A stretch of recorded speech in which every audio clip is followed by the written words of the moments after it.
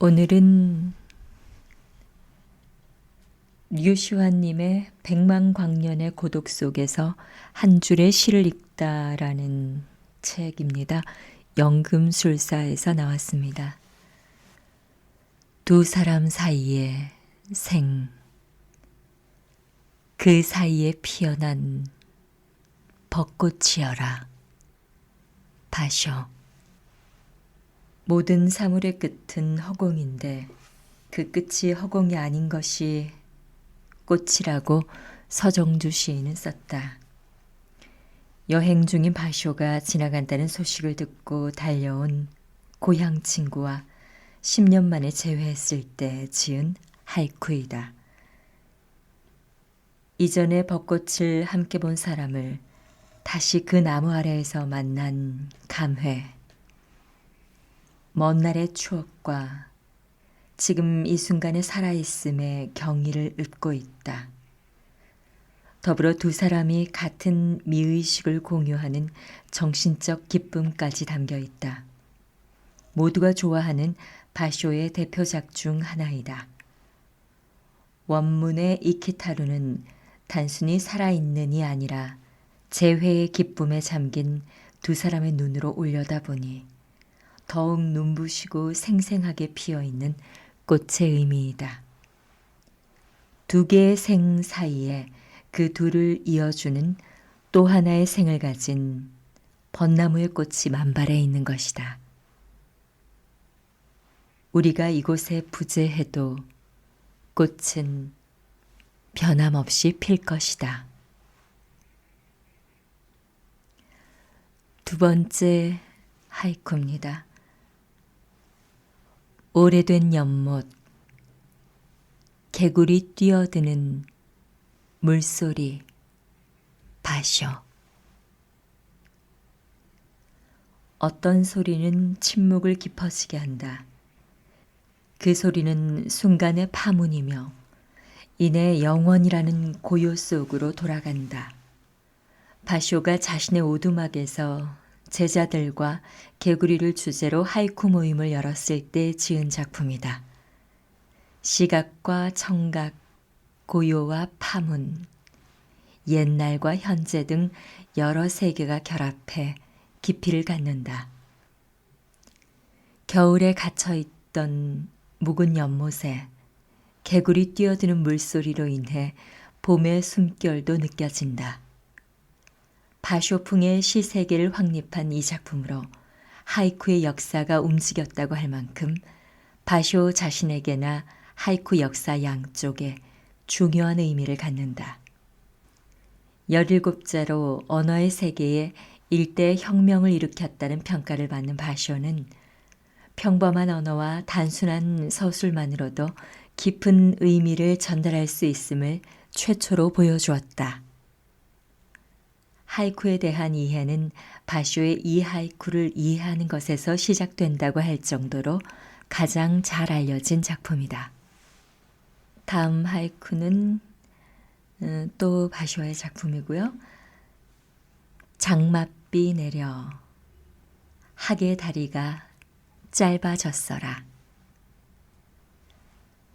여름 장맛비에 물이 불어난 여울, 그곳에 서 있는 학의 다리가 매우 짧아 보인다. 긴 다리의 대명사인 학에게도 장마는 예외가 아니었다.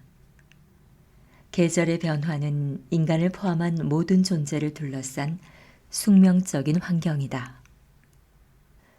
여름 장맛비, 누에는 뽕나무 밭에서 병이 들었네. 마스오 바쇼는 일본인이 자기 나라의 문학을 말할 때 맨 처음 언급하는 인물 중 한 명이다. 하급 무사의 아들로 태어나 인간 세상의 회의를 느껴 방랑 시인의 길을 걸었다. 전국을 여행하며 쓴 산문과 하이쿠가 실린 여러 권의 여행기는 자연의 아름다움과 힘, 평범한 존재의 경이, 만물의 무상함 등을 일깨운다. 네, 연이어 쭉 하이쿠 몇 편을 읽어보겠습니다. 가는 봄이여, 새는 울고 물고기 눈에는 눈물.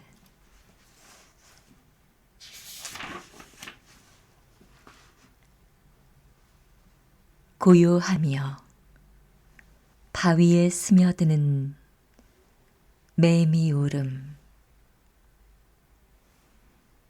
나비 한 마리 절의 종에 내려앉아 잠들어 있다.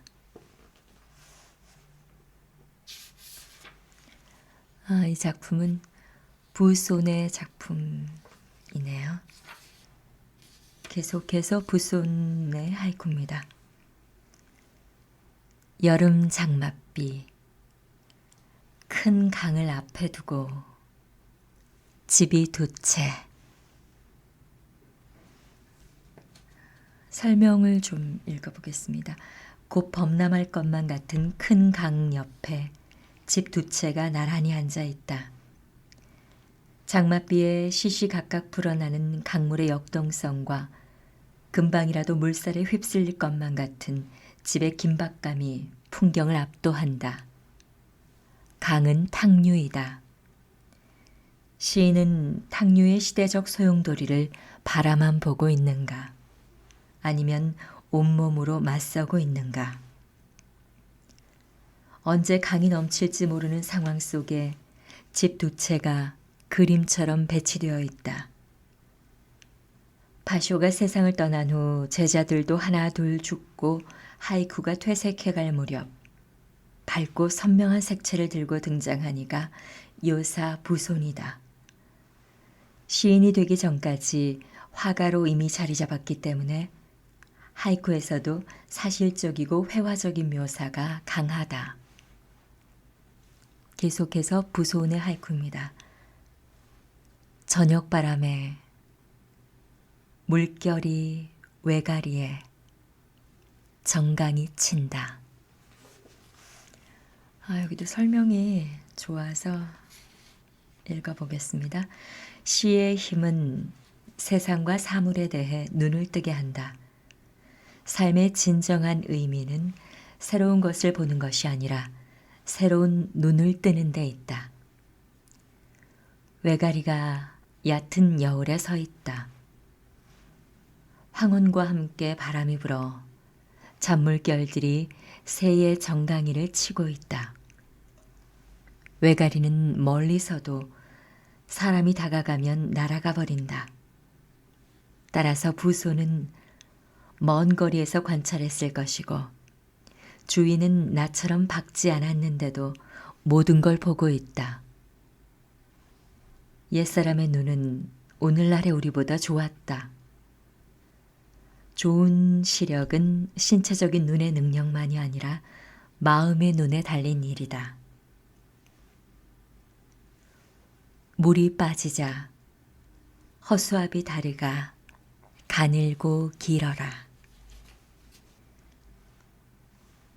꿈속 일인 듯 손끝으로 잡아본 작은 나비. 모란꽃 져서 고요히 겹쳐지네. 꽃잎 두세 장. 다음은 이사의 하이쿠입니다. 울음 울면서 나무 위에 풀벌레 떠내려가네. 벼룩 내게도 분명 밤은 길겠지. 외로울 거야. 이사에 대한 설명을 조금 읽어보겠습니다. 부손 사후에 또다시 진부한 하이쿠들이 지배할 무렵 문단의 기인이며 이단아로 불린 이사가 나타났다. 그는 누구보다 불우한 삶을 살았으나 하이쿠에서만큼은 유머와 인간미를 잃지 않았다. 노벨 문학상 수상 작가인 멕시코 시인 옥타비오 파스는 말한다.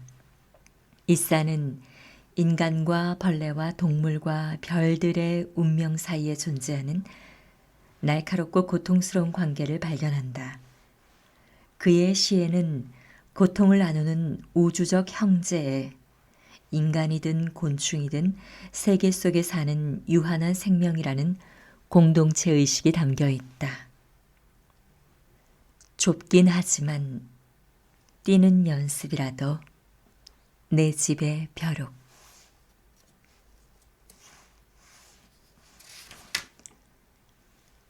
이상하다. 꽃그늘 아래 이렇게 살아있는 것.